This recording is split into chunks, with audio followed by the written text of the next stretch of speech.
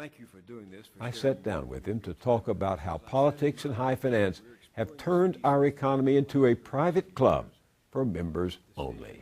What do you mean by crony capitalism? Crony capitalism is about the aggressive and proactive use of political resources, lobbying, campaign contributions, influence peddling of one type or another to gain something from the governmental process that wouldn't otherwise be achievable in the market. And as the time has progressed over the last 2 or 3 decades, I think it's gotten much worse. Money dominates politics. And as a result, we have neither capitalism or democracy. We have crony capitalism, which is the worst. It's not a free market.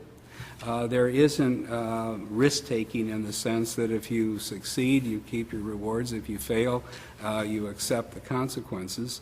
Look what the bailout was in 2008. There was clearly reckless speculative behavior going on for years on Wall Street. And then when the consequence finally came, the Treasury stepped in and the Fed stepped in. Everything was bailed out and the game was restarted. And I think that was a huge mistake. You write, quote, during a few weeks in September and October 2008, American political democracy was fatally corrupted by a resounding display of expediency and raw power. Henceforth, the door would be wide open for the entire legion of Washington's K Street lobbies, reinforced by the campaign libations prodigiously dispensed by their affiliated political action committees, to relentlessly plunder the public purse. That's a pretty strong indictment.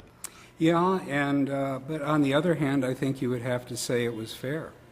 When you look at what came out of 2008, the only thing that came out of 2008 was a stabilization of these giant Wall Street banks. Nothing came out of 2008 that really helped Main Street. Nothing came out of 2008 that addressed our fundamental problems, that we've lost a huge swath of our middle-class jobs.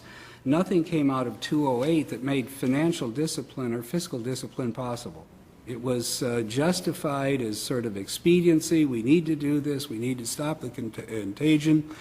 But it wasn't thought through as to what the long-term implications of this would be. How did you see it playing out? I think there was a lot of panic going on in the Treasury Department. I call it the BlackBerry panic. They were all looking at their BlackBerries. They could see the price of Goldman Sachs or Morgan Stanley dropping by the hour, and somehow they thought that was a thermostat telling them that the economy was coming unraveled. I don't believe that was right. I think what was going on was simply a huge correction that was overdue on Wall Street.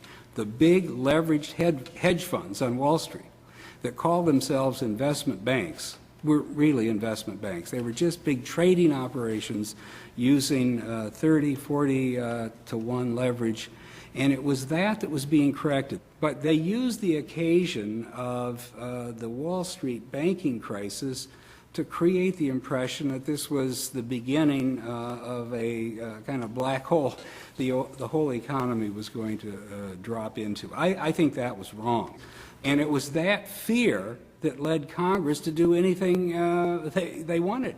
You know, that Congress gave them a blank check. Not at first. Don't you remember? Congress first refused to approve the bailout, right? Yeah. And then the stock market dropped 600 points because all of the speculators on Wall Street all of a sudden began to think, hey, they might let capitalism work. They might let the rules of the free market function. And you mean by letting them fail? Yes. If they let them fail? I think if they let them fail, it wouldn't have spread to the rest of the economy. There wouldn't have been another version of the Great Depression. There weren't going to be runs on the bank. We weren't going to have consumers lined up in St. Louis and Des Moines and elsewhere worried about their bank. That's why we have deposit insurance, the FDIC. But it would have been a big lesson to the speculators that you're not going to be propped up and bailed out.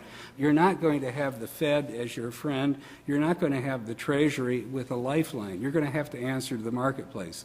And until we get that discipline back into our financial system, the banks are just going to continue to grow, continue to speculate, and find new ways to make easy money at the expense of the system.